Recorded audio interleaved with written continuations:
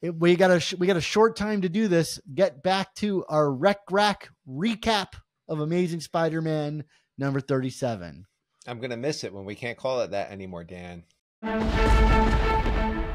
We open with the Repossessor paying Peter Parker a house call, except at the exact same moment, Randy Robertson is knocking at the door looking for Peter so he can hook him up with that wall crawler fella he hangs out with. Well, anyway, the Repossessor gets a knowing look and after uttering the word collateral, attacks Randy to set us off onto REK-RAP Storytime Adventure. REK-RAP is fighting Kraken the Hunter, who wants to marry REK-RAP alive.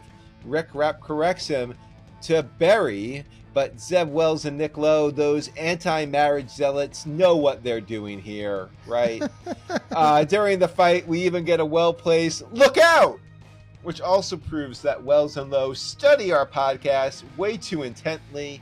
Let's kick it over to Dan and his conspiracy board. What does "look out" mean here, Dan?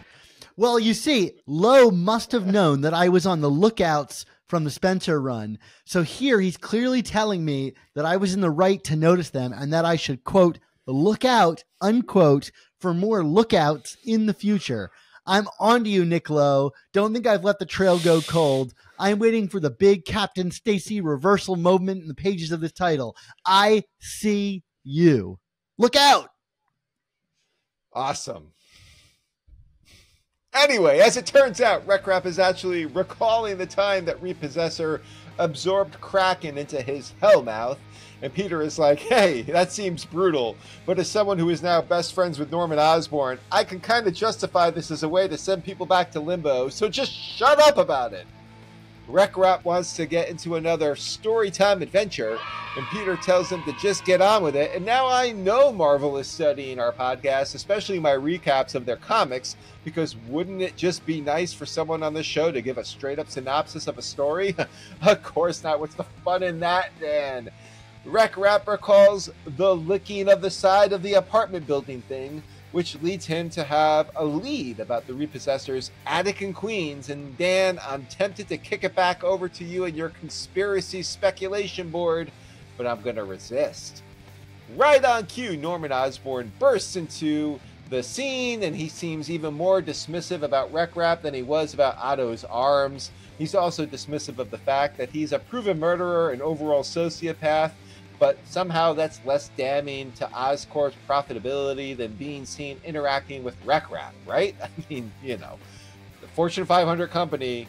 Anyway, that brings us over to Limbo, where Madeline Pryor is chiding the Repossessor about not having REK-RAP by now, and for being distracted with his little side quests. She utters a warning to not confuse the two. I bet you that won't factor into anything. Anyway, since we got a major event coming in less than a month, we interlude over to Long Island City, which is not actually a part of Long Island, but is on the same landmass as Long Island. Think about that, people. I'm going to leave you with that. While you're doing that, Hammerhead's talking about bumping off Count Nefaria's daughter, Madame Mask. Thank you for the Magia genealogy lesson here, Marvel. I forgot about all that. Anyway, right on cue, Nefaria shows up, and I'd like to use this interlude as an opportunity to point out how utterly silly it is for a crime boss to be sitting there in tights and a cape, okay? It's dumb. Okay, anyway, Nefaria is all like, that's right, I put Hammerhead up to murdering my daughter because you'd never expect it, and that makes me think even more that Madame Mask did not die. And Dan, do I even want to kick it over to you again and hint at it? No, I'm going to keep going. Got to keep this thing moving, or I'm going to be like REK-RAP, no time for conspiracies. REK-RAP is solving mysteries. So Spider-Man has no interest in REK-RAP's attic mysteries, basically echoing my feelings about this, and he drives REK-RAP out into the middle of the woods and opens the car door and tells him that this is his new home now and to get out, or at least that's kind of like my emotional reaction to the scene. Anyway, it's further accentuated by the Repossessor coming to take poor, sweet REK-RAP away. So now, selfish Peter gets back to his apartment and notices that things are quite astray, and that then he notices Randy's cell phone, and now he cares about the Repossessor in the attic.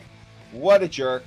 Spidey swings his way over to the attic in Queens, while we get a glimpse of REK-RAP traveling down the Demon's Mouth chute into Limbo's limbo with the rest of his supervillain rogues gallery. He's told there that he's never getting out.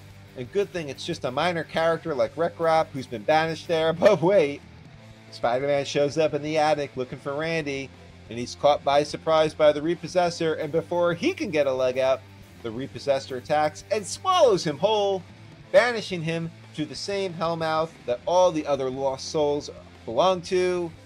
Clearly, there's no way for Peter to get out. What a way for Amazing Spider-Man to end.